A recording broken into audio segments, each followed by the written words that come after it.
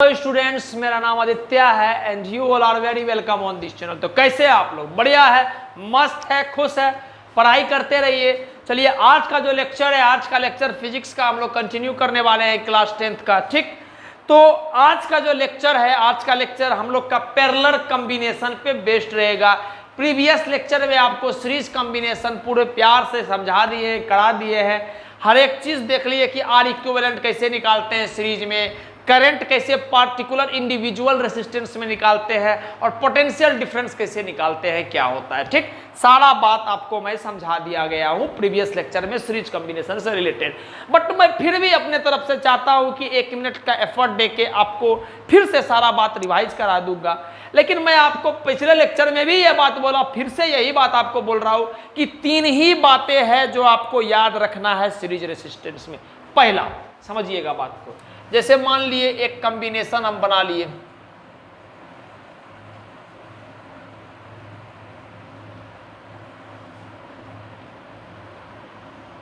Potential difference है ये भी, ठीक, इसको भी मान लो कैपिटल भी, और ये R1 रेजिस्टेंस है, ये R2 रेजिस्टेंस है, और ये R3 resistance.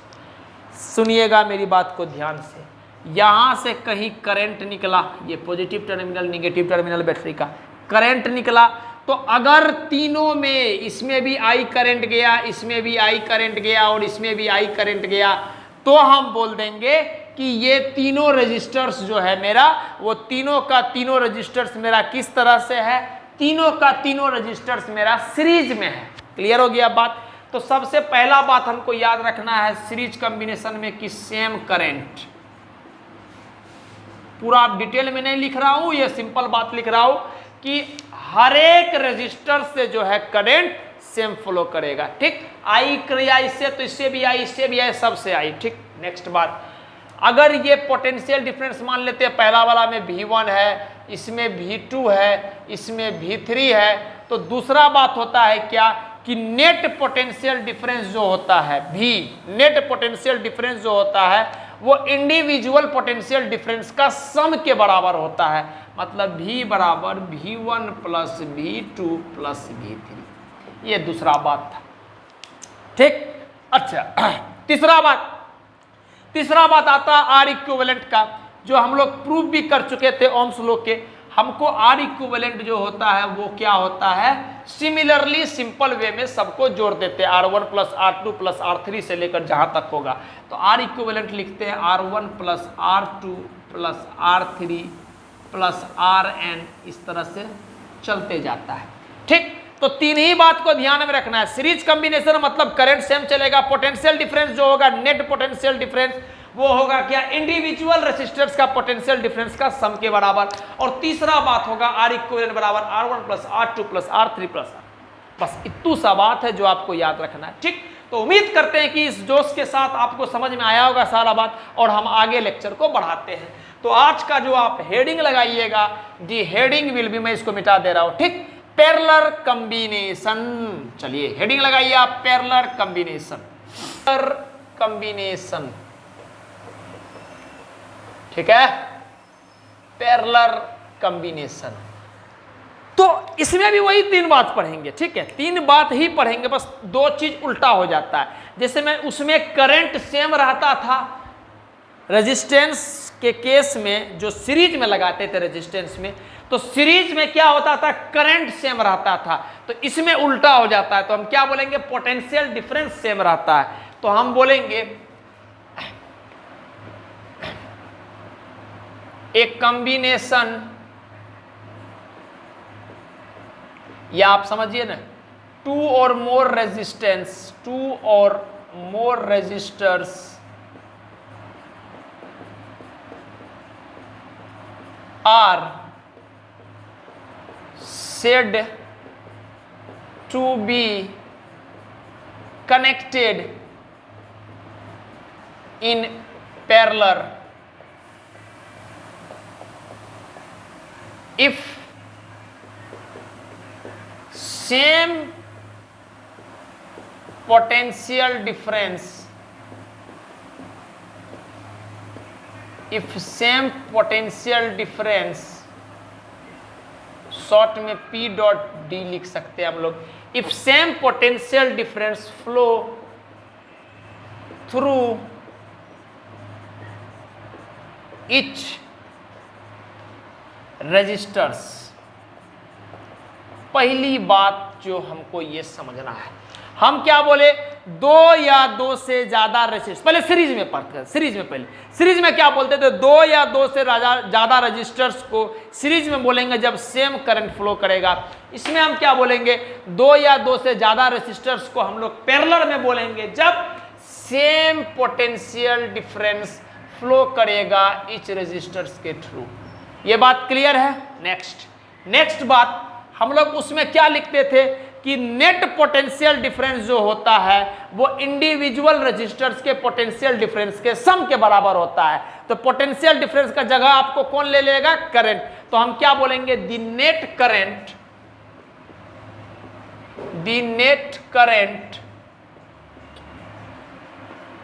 Through the combination is equal to sum of current through individual resistors. ठीक, हम क्या बोले, the net current through the combination is equal to sum, sum, ठीक, is equal to sum of current through individual registers.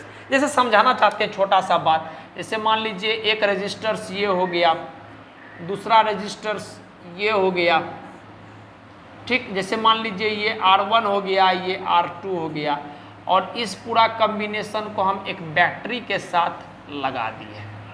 ठीक, तो हम ये बोलना चाह रहे हैं कि जब हम करंट यहाँ से लेके जाएंगे, समझिएगा बात को, जब हम यहाँ से करंट लेके जा रहे हैं, ये V वोल्ट का बैटरी है, जब हम करंट लेके जा रहे हैं तो इसमें पोटेंशियल डिफरेंस को पहले समझिए, दोनों में पोटेंशियल डिफरेंस सेम फ्लो करेगा V भी, ठीक।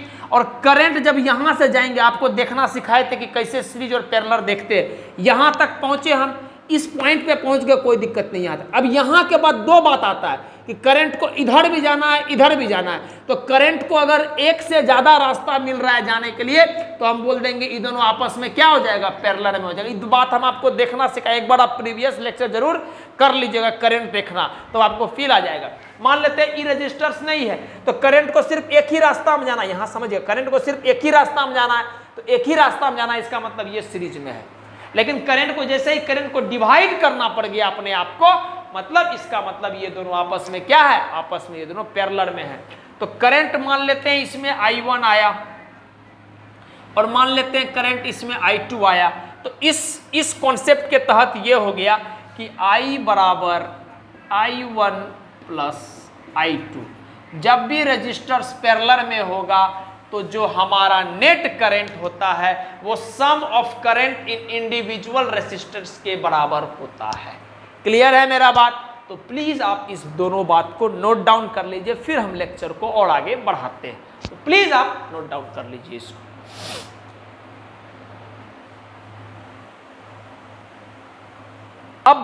अब जो है हम लोग इक्विवेलेंट रेजिस्टर्स, जैसे हम लोग सीरीज में कैलकुलेट किए थे, तो पैरेलल में भी इक्विवेलेंट रेजिस्टर्स कैसे कैलकुलेट करते हैं उस बात को समझेंगे, और उसको समझने के दौरान जो हमको फॉर्मूला मिलेगा उस फॉर्मूला को हम दिल में रख लेंगे, याद रखेंगे बढ़िया से। ठीक, समझिएगा बात। हम बोल रहे हैं कि मेरे पास 3 रजिस्टर्स है, R1, R2, R3, क्लियर है, और भी मेरा पोटेंशियल डिफरेंस है। ठीक, तो चलिए हम फिलहाल के लिए मान लेते हैं, let the current through R1, R2, R3 be I1, I2, I3 respectively। हम बाबू क्या बोले, हम मान लिए कि लेट R1 R2 और R3 के तहत करंट क्या है, I1 I2 I3। मान लेते हैं यहां से I करंट चला, समझिएगा बात, I करंट चला चला चला चला यहां पहुंचा। अब यहां के बाद I को इस रास्ता में जाना है या इस रास्ता में कंफ्यूजन में आ गया, तो इसका मतलब अलग अलग करंट जाएगा। यहां से रास्ता डिवाइड हो रहा है, मतलब करंट को भी डिवाइड होना पड़ेगा। तो जब एक करंट को डिवाइड होना पड़ गया तो समझ जाइएगा करंट क्या है, करंट इस सब रेजिस्टेंस के वजह से ये पूरा रेजिस्टेंस आपस में क्या है, पैरेलल कॉम्बिनेशन में अलग अलग करंट जा रहा है। जैसे चले तो सिर्फ इस ऐसे ही एक ही रास्ता में चलना पड़ा तब कोई दिक्कत नहीं है, अलग अलग रास्ता तय करना पड़ा करंट को, तो वो रेजिस्टर्स क्या हो जाएगा, आपस में पैरेलल में आ जाएगा। बाकी और अच्छा से सवाल के थ्रू फील होगा आपको, ये इस चीज से आप निश्चित रहिए। तो आई करंट गया तो मान लेते हैं इसमें I1 करंट आया, ठीक, हम मान लेते हैं इसमें I1 करंट आया, इसमें मान लेते हैं I2 करंट गया। I1 I2 I3 क्या है हमको नहीं पता, बस अभी नाम लिख लिए। हम बोले I करंट गया तो I करंट क्या हुआ, I1 में टूटा, I2 में टूटा, I3 में टूटा, तो I1 यहां से निकल के ऐसे यहां पर आएगा, I2 भी निकल के आएगा बाहर, I3 भी निकल के आएगा और वापस से फिर तीनों जुड़ के क्या हो जाएगा, I बन जाएगा और I चलते चलते चलते चलते वापस इसमें आ जाएगा। तो पूरा खेल समझ में आ गया कि I गया, तीन हिस्सा में टूटा, फिर टूट के तीनों जुड़ जाएगा, I बन जाएगा, वापस से चल के आ जाएगा। ये बात क्लियर है, ये फिनोमिना चलता है, ठीक। आप समझिएगा बात को। मेरा मुद्दा है R इक्विवेलेंट निकालना, ठीक। तो अगर हम इसका कॉम्बिनेशन वाला सर्किट निकालते हैं, अगर हम इसको कंबाइन करते हैं तो हमको कुछ इस तरह का सर्किट मिलेगा कि ये मेरा V पोटेंशियल डिफरेंस था, ये मेरा I करंट चला था और ये मेरा तीनों का R इक्विवेलेंट आ गया। अब मुद्दा है कि R इक्विवेलेंट क्या होगा, वही हमको कैलकुलेट करना है। क्लियर है मेरा बात, समझिएगा बात। नाउ हम कैलकुलेट करना शुरू कर रहे हैं। Now according to Ohm's law,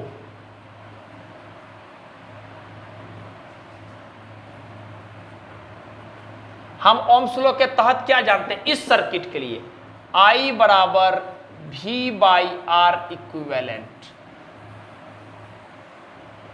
ये हो गया इक्वेशन 1, ठीक। हम क्या बोले, I बराबर V बाई R, R क्या है यहाँ पर, R इक्विवेलेंट है, इक्विवेलेंट रेजिस्टर्स तो लिख दिए वहां, ठीक।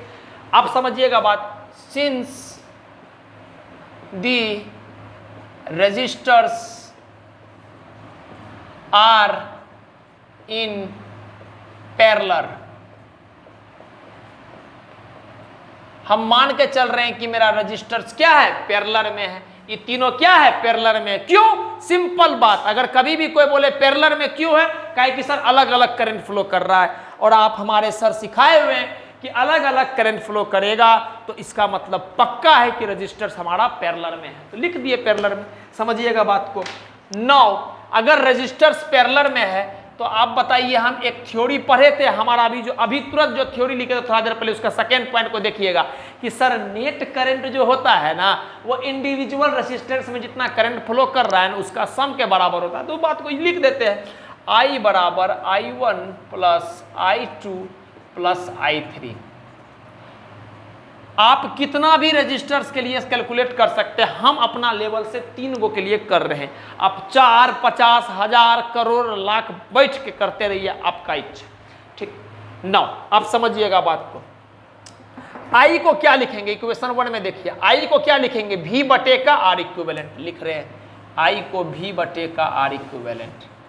I1 को क्या लिखेंगे, I1 इज इक्वल टू, आपको पता है कि पोटेंशियल कितना फॉलो करता है सब में। अरे सर हम पैरेलल में है तो सब में तो सेम पोटेंशियल फॉलो करता है, इसका मतलब इसमें भी पोटेंशियल भी, इसमें भी पोटेंशियल भी और इसमें भी पोटेंशियल भी, ठीक। तो R1 का पहले हम करंट लिखेंगे, तो करंट क्या होता है, I is equal to V by R, मतलब V बाई R1 लिखते हैं, V बाई R1।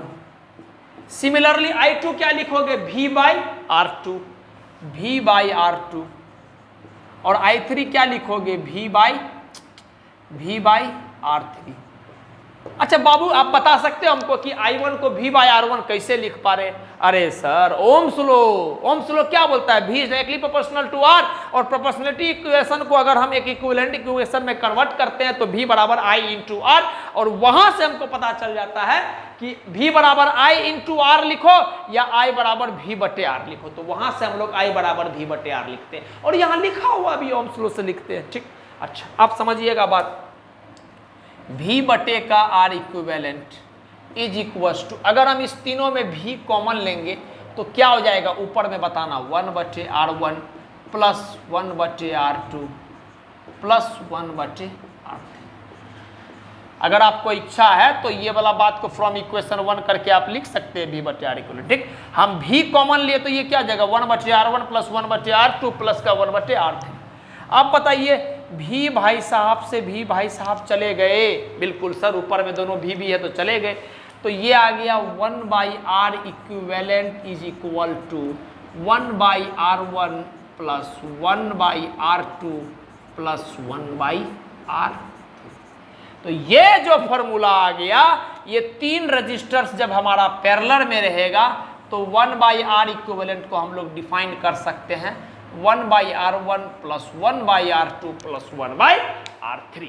तो ये जो फॉर्मूला है, ये फॉर्मूला हमको प्रूफ होके आ गया कि आज के बाद हम लोग 1 बाई R इक्विवेलेंट को डिफाइन करेंगे 1 by R1 plus 1 by R2 plus 1 by R3। ठीक, ये बात क्लियर है। और इसमें अब कुछ और बातें चित आपसे करना है, जैसे R इक्विवेलेंट में हम लोग बात, अब मान लो हमेशा तो जरूरी नहीं कि 3 ही रेजिस्टेंस रहेगा, 3 से ज्यादा भी हो सकता है, 3 से कम भी हो सकता है ना, तो उसके लिए कैसे लिखते हैं वो भी हम लोग समझेंगे। अब आपको समझ में आ गया कि सर रेसिप्रोकल करना है और सबको जोड़ना है, यही बात है। ठीक, लेकिन फिर भी हम जब पढ़ा रहे हैं तो सब कुछ पढ़ाएंगे, इस वजह से हम बताएंगे। तो पहले आप इतना सारा बात को प्यार से नोट डाउन कर लीजिए, प्लीज आप नोट डाउन कर लीजिए इतना बात को।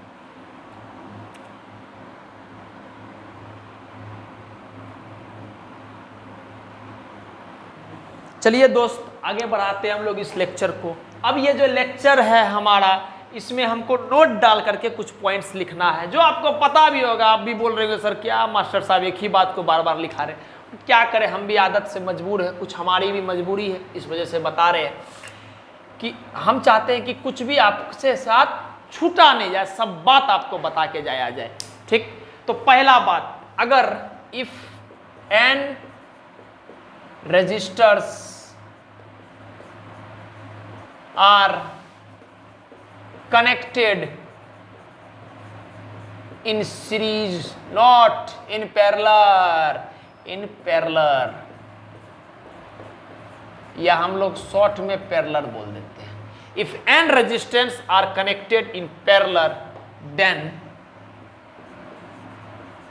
तब हम लोग ये बात बोल सकते हैं क्या कि 1 by R equivalent is equal to, पता है आपको सर रेसिप्रोकल करके सबको जोड़ना है, 1 by R2 plus 1 by R3 plus से लेकर कहाँ तक 1 बाई Rn तक, सबको रेसिप्रोकल करो और जोड़ते चले जाओ, जोड़ते चले जाओ, जोड़ते चले जाओ, तब तक जोड़ो नहीं जब तक सब एक ना हो जाए। ठीक है, हम क्या बोले, अगर n रजिस्टर्स अपना पैरेलल में है then we can easily define that 1 by R equal 1 by R1 plus 1 by R2 plus 1 by R3 plus 1 by R4 1 by R5 1 by R6 1 by R7 से लेकर 1 बाई Rn तक। Clear है। दूसरा बात, एक छोटा सा बात, if 2 resistors are connected in parallel, या पूरा फुल फॉर्म में लिख लो इन पैरेलल। ठीक, तब हम क्या बोल सकते हैं, बस कुछ नहीं, थोड़ा बहुत एक फार्मूला कुछ नहीं, बस शॉर्ट कर दिया गया है।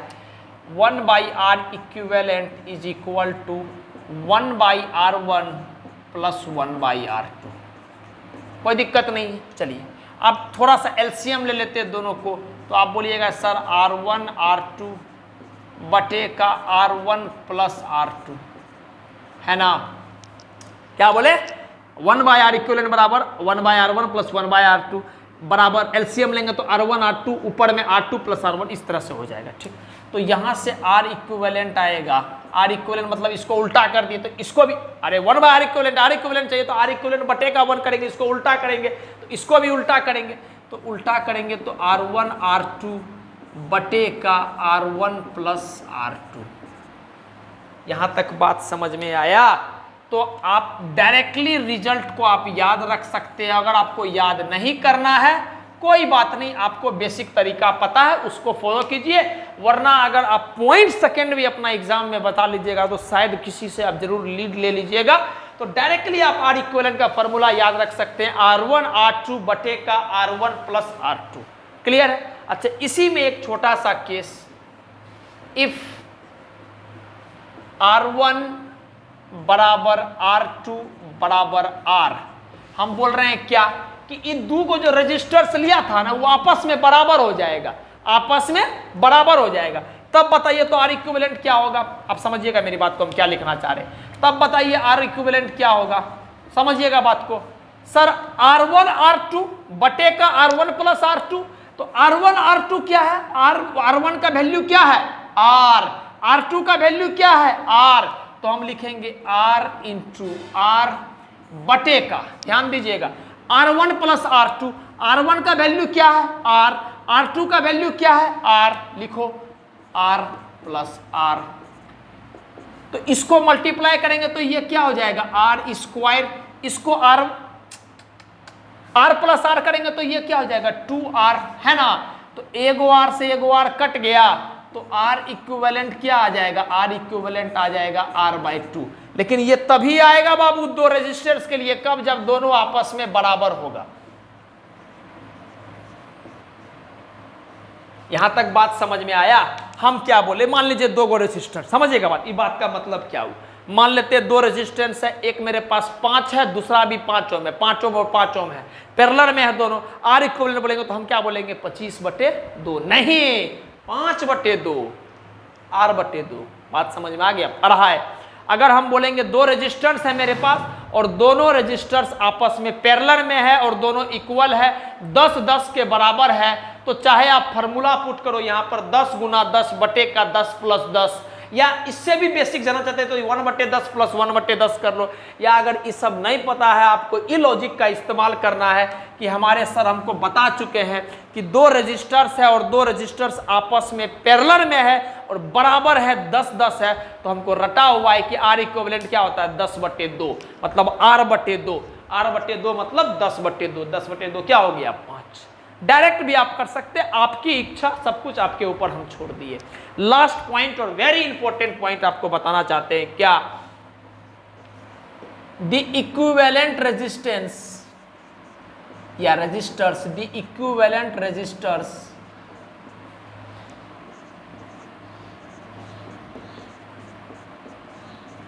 in parallel combination is less than each individual resistors, individual resistors। ये बात का मतलब क्या हो, यही समझाते हैं, अभी समझाते हैं। ठीक, हम क्या बोले, जो मेरा इक्विवेलेंट रेजिस्टर्स मिलता है पैरेलल कॉम्बिनेशन में, वो हमेशा कम होता है किससे?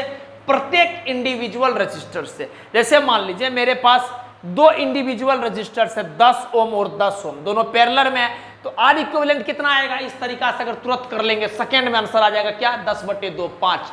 तो क्या 5 पहला वाला 10 से कम है? बिल्कुल सर, 5 10 से कम है। क्या 5 दूसरा वाला 10 से कम है? बिल्कुल सर। तो हम वही बोले, जो इक्विवेलेंट रेजिस्टर्स मिला हमको, समझिएगा 5, वो क्या है? प्रत्येक इंडिविजुअल रेजिस्टर से कम रहेगा। बिल्कुल है सर।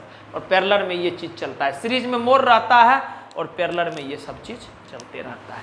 क्लियर है? क्यों? काहे कि हमरे अब बाबू 2 है तो 2 का उल्टा करेंगे तो 1/2 हो जाएगा, तो नंबर छोटा हो जाता है, छोटा करके जब उसको जोड़ोगे तो ओवरऑल कम हो जाएगा। तो आपको बस अभी इतना ही बात ध्यान में रखना है कि कम होता है। क्लियर है बात? तो प्लीज़ आप इन सब बातों को नोट डाउन कर लीजिए और इसके बाद हम लोग सवाल का सिलसिला को और आगे बढ़ाएंगे। तो ये जो हमारा पैरेलल कॉम्बिनेशन में थ्योरी था उसको ख़त्म कर दिए।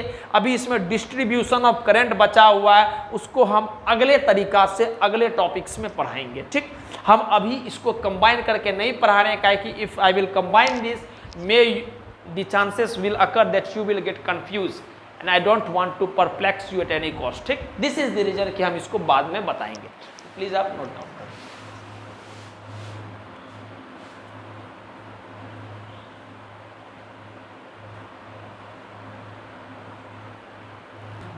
तो ठीक है बाबू, हम लोग जो प्रीवियस लेक्चर जो हमारा था सीरीज का उसमें कंप्लीट कर चुके थे। आप पैरेलल का ये थ्योरी खत्म हो गया है। अगला लेक्चर जो आपको मिलेगा, अगला लेक्चर आपको न्यूमेरिकल्स मिलेगा और अभी करीब 2-3 लेक्चर, 2 लेक्चर तो एटलीस्ट जरूर मिलेगा न्यूमेरिकल्स का आपको पैरेलल कॉम्बिनेशन में। हम लोग अलग अलग तरीके से लेवल तरीका, जो ओलंपियाड वगैरह में भी आया हुआ सवाल है उसमें आर इक्विवेलेंट निकालना क्या मुद्दा होता है उसको हम प्यार से सीखेंगे। उसके बाद जाके हम लोग कॉम्बिनेशन ऑफ करंट को करेंगे। ठीक, तो जैसा कि हमेशा बोलते हैं किसी भी हाल में खुश रहिए, मुस्कुराते रहिए, मस्त रहिए और कम से कम वक्त निकाल के अपने बारे में जरूर अच्छा सोचिए। ठीक, चलिए, थैंक यू।